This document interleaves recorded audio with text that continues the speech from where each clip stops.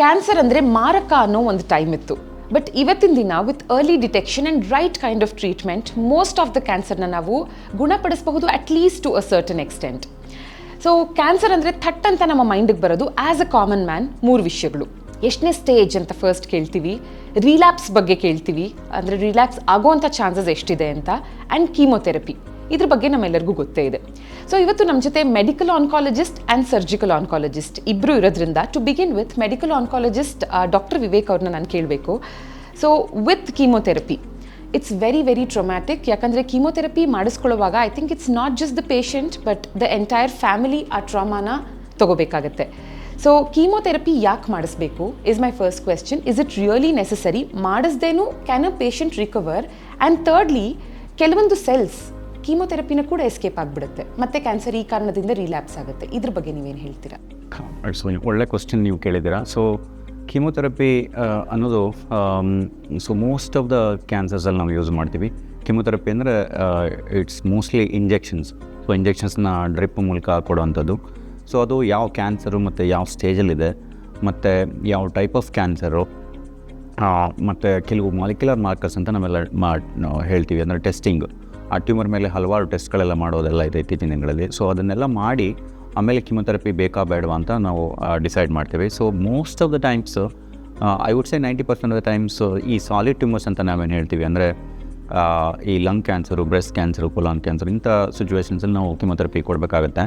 So ಯಾಕೆ ಕೊಡಬೇಕಂತ ಹೇಳಿದರೆ ಕೀಮೊಥೆರಪಿ ಆ ಕ್ಯಾನ್ಸರ್ ಪೂರ್ಣ ಗುಣ ಆಗಲಿಕ್ಕೆ, ಅಂದರೆ ಕೆಲವು ಕ್ಯಾನ್ಸರ್ ಸೆಲ್ಸು ಗೆಡ್ಡೆ ತೆಗೆದ ನಂತರವೂ ಕೂಡ ಬಾಡಿನಲ್ಲಿ ಇರಲಿಕ್ಕೆ ಸಾಧ್ಯತೆ ಇರುತ್ತೆ.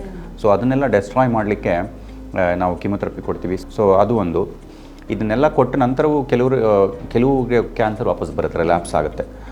ಸೊ ಯಾಕೆ ಬರುತ್ತೆ ಅಂತ ಹೇಳಿದ್ರೆ, ಕೆಲವು ಕ್ಯಾನ್ಸರ್ ಸೆಲ್ಲು ಈ ಕೀಮೊಥೆರಪಿಗೂ ಕೂಡ ರೆಸಿಸ್ಟೆನ್ಸ್ನ ಬೆಳೆಸ್ಕೊಂಡ್ಬಿಟ್ಟಿರುತ್ತೆ ಅದು. ಸೊ ಅದು ಈ ಟ್ರೀಟ್ಮೆಂಟ್ ಎಫೆಕ್ಟಿಂದ ಅದು ತಪ್ಪಿಸ್ಕೊಂಡ್ಬಿಡುತ್ತೆ.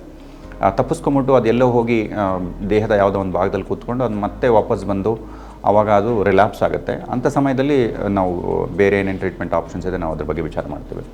Also surgical oncologist doctor Bharat ಅವರು ನಮ್ಮ ಜೊತೆ ಇದ್ದಾರೆ. ಸೊ ಡಾಕ್ಟರ್, ಎಷ್ಟು ಪ್ರತಿಶತ ಪೇಷಂಟ್ಸಲ್ಲಿ ಸರ್ಜರಿ ಇಸ್ ಅಡ್ವೈಸಬಲ್ ಕ್ಯಾನ್ಸರ್ ಇರೋರಿಗೆ? ನಂಬರ್ 1. ಆ್ಯಂಡ್ ಯೂಶಲಿ ಕ್ಯಾನ್ಸರಸ್ ಟಿಶ್ಯೂಸ್ನ ನೀವು ರಿಮೂವ್ ಮಾಡಬೇಕಾದ್ರೆ ಸುತ್ತಲಿನ ಹೆಲ್ತಿ ಟಿಶ್ಯೂಸ್ನ ಕೂಡ ನೀವು ರಿಮೂವ್ ಮಾಡ್ತೀರಾ, ಬಟ್ ಸ್ಟಿಲ್ ಕ್ಯಾನ್ಸರ್ ರಿಲ್ಯಾಪ್ಸ್ ಆಗುತ್ತೆ ಎಷ್ಟೆಷ್ಟೋ ಜನರಿಗೆ. ಇದು ಯಾಕಾಗುತ್ತೆ? ಕ್ಯಾನ್ಸರ್ ಸ್ಟೇಜ್ನ ಮೇಲೆ ಸರ್ಜರಿ ಅವಶ್ಯಕತೆ ಇದೆಯಾ ಇಲ್ವಾ ಅಂತ ಡಿಸೈಡ್ ಮಾಡ್ತೀವಿ.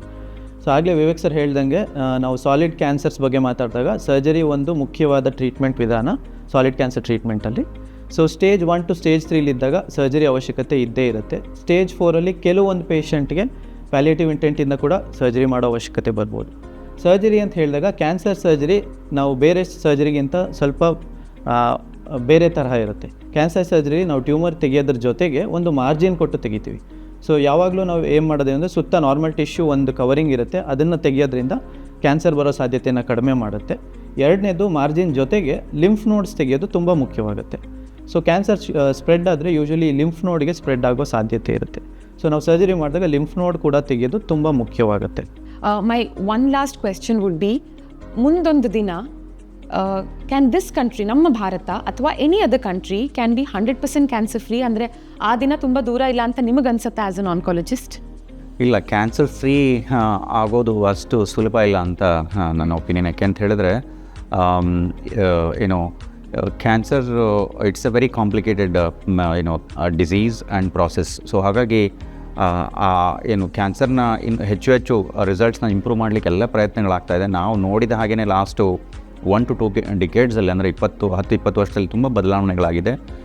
ಕ್ಯಾನ್ಸರ್ ಕ್ಯೂರ್ ಆಗುತ್ತೆ, ಇಲ್ಲ ಅಂತ ಹೇಳೋದಿಲ್ಲ, ಬಟ್ ಹೊಸ ಚಾಲೆಂಜಸ್ಸು ಹುಟ್ಕೊಳ್ತಾನೆ ಇರುತ್ತೆ. ಹಾಗಾಗಿ ಎಲ್ಲರ ಗುರಿ ಅದೇ, ಬಟ್ ಅಷ್ಟು ಸುಲಭವಾಗಿ ಇದನ್ನು ನಾವು ಇನ್ನೂ ಕ್ಯೂರ್ ಮಾಡಲಿಕ್ಕೆ ಸಾಧ್ಯ ಆಗೋದಿಲ್ಲ ಅಂತ ನನ್ನ ಭಾವನೆ. ಬಟ್ ಅದರ ಕಡೆಗೆ ನಾವು ಹೋಗ್ತಾ ಇದ್ದೀವಿ ಅಂತ ಹೇಳ್ಬೋದು. Okay, so thank you doctor Bharat ಅವರೇ ಆ್ಯಂಡ್ ಡಾಕ್ಟರ್ ವಿವೇಕ್ ಅವರೇ for being a part of this conversation.